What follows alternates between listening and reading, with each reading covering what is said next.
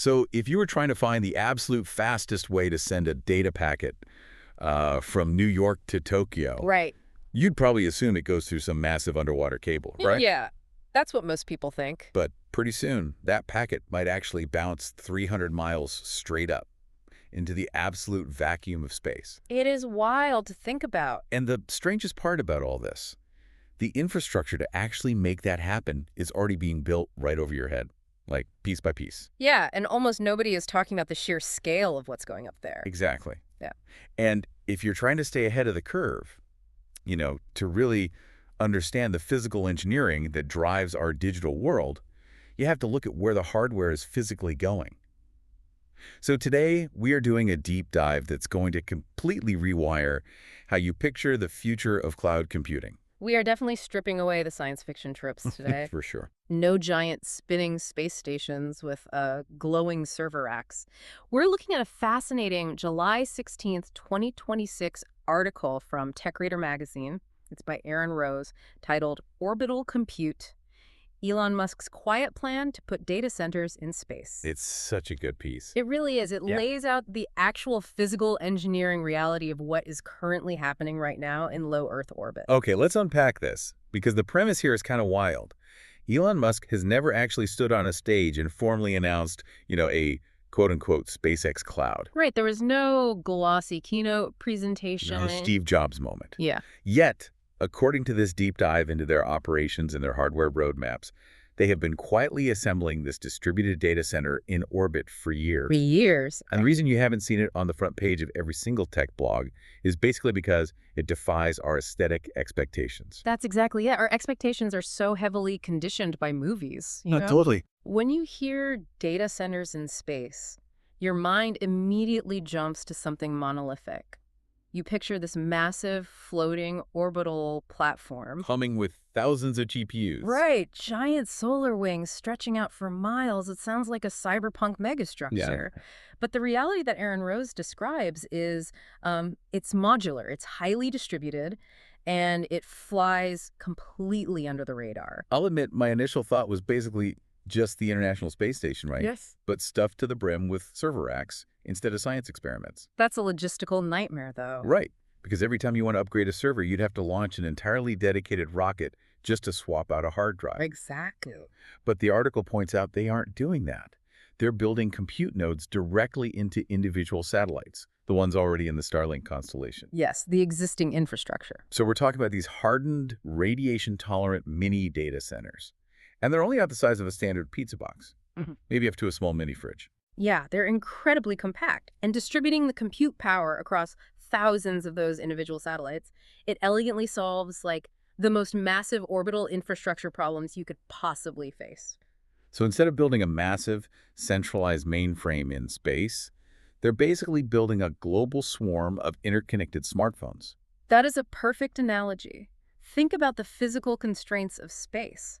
With a distributed swarm, you completely eliminate the need for human maintenance. Because there's no central station to visit. Right. If one of those pizza box nodes gets hit by a micrometeorite or, experiences a catastrophic hardware failure, which happens in space, it just fails gracefully.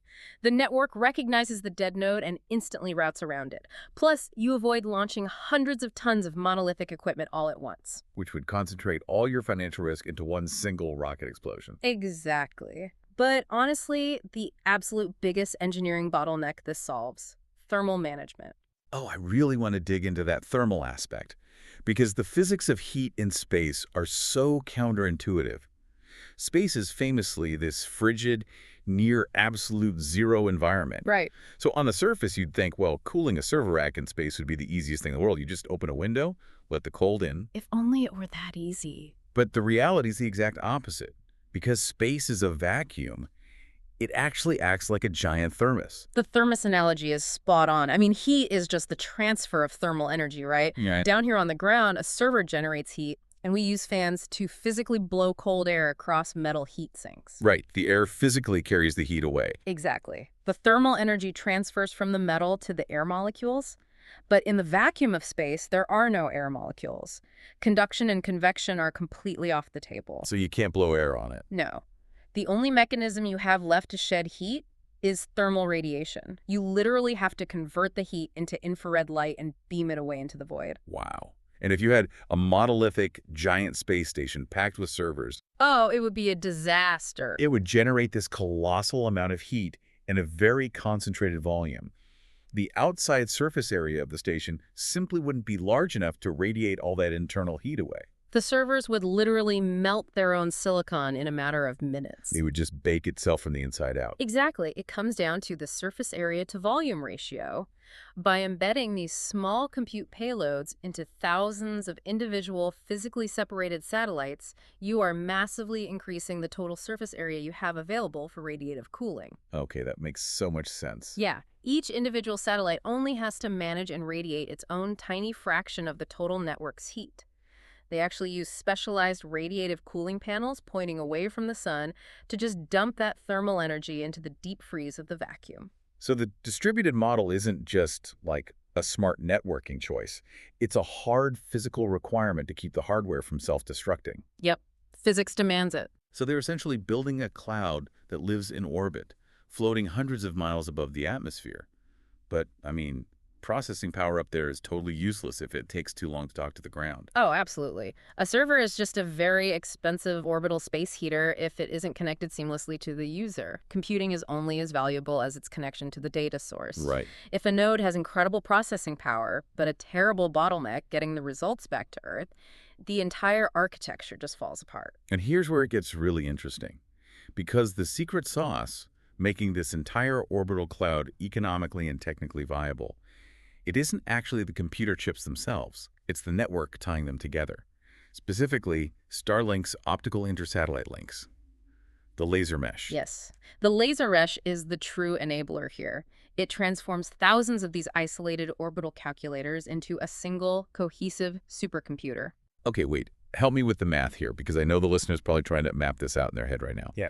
If I'm sitting at my desk in New York, and I need to ping a server in London, my data travels through these heavily optimized terrestrial fiber optic cables running along the ocean floor, right? Correct. But if I use this orbital cloud instead, my data has to travel 550 kilometers straight up to a satellite, bounce across the vacuum of space to another satellite over Europe, and then travel 550 kilometers straight back down. You're adding this massive 1,100-kilometer vertical detour. How can that possibly be faster than a straight line across the ocean floor? It sounds impossible, right? Until you look at the refractive index of the mediums the data is actually traveling through. Okay, break that down for me. So the light pulses zipping through those terrestrial cables under the Atlantic Ocean. They are traveling through silica glass. Now, light travels at about 300,000 kilometers per second in a vacuum, but glass physically slows light down by about 30 to 40%. Wow, I didn't realize it was that much of a drop. Yeah. In a vacuum, light is operating at the absolute physical speed limit of the universe.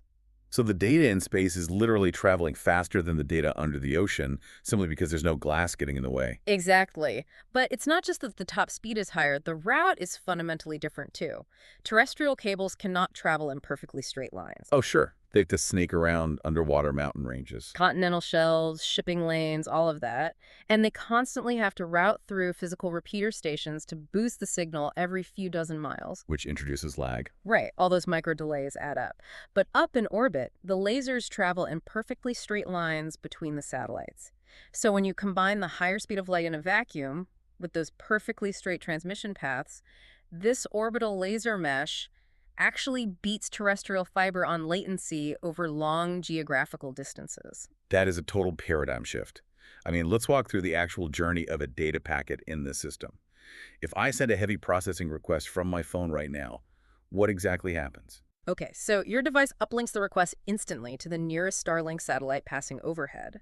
Now, that satellite doesn't just act like a traditional dumb pipe and beam the raw data back down to a ground station on Earth. Like older satellite internet used to do. Exactly. Instead, it reads the packet, determines it requires heavy computation, and routes it through that high-speed orbital laser mesh. It bounces from satellite to satellite at the speed of light in a vacuum until it hits a compute node in the swarm that has available processing capacity. Oh, wow. Yeah, That specific node crunches the data right there in orbit and then beams the finished result down to the nearest downlink near you. The raw data never even has to cross an ocean, and this entire journey happens in tens of milliseconds. That's wild. We hear the term edge computing constantly, right? Yeah. The idea of moving processing power out of centralized server farms and placing it physically closer to the user to kill the lag. Yeah. But this takes that concept and literally turns it on its head. It is edge computing, but the edge is an invisible net 550 kilometers above your roof. It completely decouples geographical distance from processing speed. So if we're putting actual data centers into that crazy environment, I mean, they cannot be using off-the-shelf commercial hardware. You can't just unbox an NVIDIA GPU and bolt it to a satellite. Ooh, definitely not. The power draw is massive and space is heavily irradiated. So what's inside these things? The source article mentions they're relying on highly specialized hardware. Can we peel back the casing on one of these pizza boxes? Sure. Aaron Roser's article pieces this together from SpaceX's public hardware roadmaps and just basic orbital physics. The architecture is built around low-power inference chips. And the article suggests there's a very strong possibility that these are specialized variants derived from Tesla's Dojo architecture. Okay, and that distinction between AI training and AI inference is critical here. Very. Training a massive model, like a large language model, requires gigawatts of electricity and massive data lakes. You do that on the ground. Right, you need a traditional data center for that. But inference, which is just applying that pre-trained model to new data to get a quick answer, that requires a tiny fraction of the power. But it requires ultra-low latency, which the space mesh provides perfectly. You've hit the nail on the head. You don't train the brain in space. You just put the reflexes in space. That's a great way to put it. Yeah. And furthermore, the storage hardware requires major modification. Standard solid-state drives, or SSDs, are highly vulnerable in orbit. Space is flooded with high-energy cosmic rays and solar radiation. Right, you don't have the atmosphere protecting it. Exactly. And when a high-energy particle strikes a standard silicon memory chip, it can actually cause a localized electrical charge that flips a bit from a 0 to a 1. Just randomly changes the data. Yep. It's called a single event upset, and it corrupts the data instantly. So they have to radiation harden everything. They do. They use radiation-hardened SSDs and something called ECC memory, which stands for error correcting code. How does that work? The chips use redundant circuitry and voting logic. So if 3 circuits are doing the exact same math, and a cosmic ray flips a bit on one of them, causing it to output a different answer, the other 2 circuits outvote it. Oh, that's clever. Yeah. They correct the error, and the system just keeps running smoothly. And all of this inference processing and hardened storage is powered directly by the satellite's solar arrays, operating completely autonomously. This all sounds incredibly sophisticated, but we have to ask the obvious question. Why now? Right. People have been theorizing about space-based computing for a decade.